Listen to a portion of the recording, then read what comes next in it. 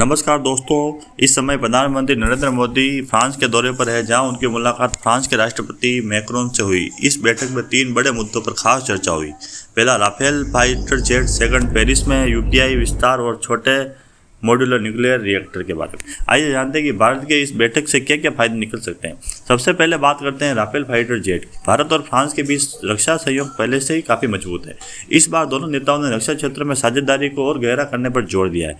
चर्चा का मुख्य विषय राफेल लड़ाकू विमान और भविष्य में रक्षा तकनीक का संयुक्त विकास रहा है। भारत ने साफ किया है कि आने वाले किसी भी रक्षा समझौते में ज़्यादा से ज़्यादा स्थानीय निर्माण यानी मेक इन इंडिया को प्राथमिकता दी जाएगी। साथ ही तकनीकी हस्तांतरण पर भी जोर दिया गया है। जहाँ तक आपका प्रश्न है रफाल हवाई जहाज़ को लेकर और उसको लेकर जो बातचीत दोनों देशों के बीच में चल रही है, आप जानते हैं भारत की वायुसेना रफाल को ऑपरेट करती है और उसके चलते दोनों देशों की सरकारों, दोनों देशों की वायुसेनाओं के बीच में बातचीत आगे बढ़ी है।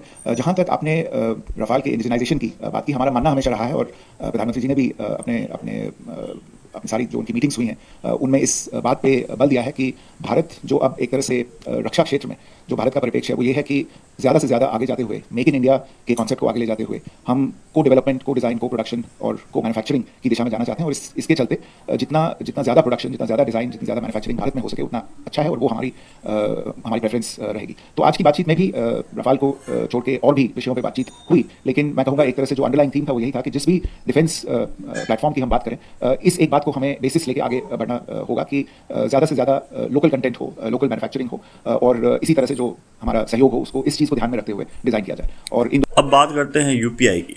भारत का डिजिटल भुगतान सिस्टम यूपीआई दुनिया में तेजी से लोकप्रिय हो रहा है। फ्रांस पहले से यूरोप का पहला बड़ा देश बन चुका है जहां यूपीआई सेवाएं शुरू हुई थी। अब दोनों देशों के बीच इस डिजिटल सहयोग को और बढ़ाने पर चर्चा हुई है।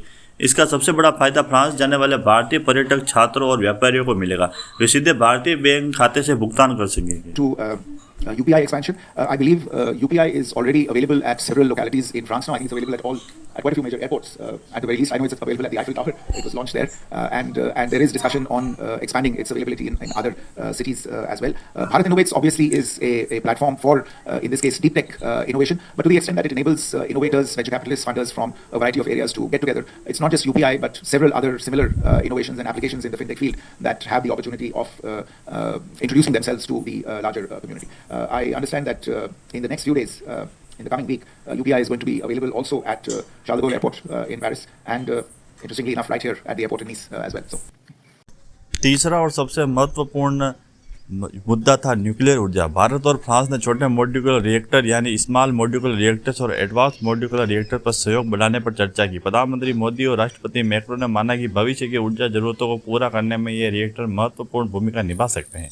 दोनों देश पहले से इस क्षेत्र में साझेदारी की दिशा में काम कर रहे हैं और अब इसे आगे बढ़ने की तैयारी कर रहे हैं। इसके अलावा अंतरिक्ष, आर्टिफिशियल इंटेलिजेंस, व्यापार, टेक्नोलॉजी जैसे क्षेत्रों पर भी चर्चा हुई।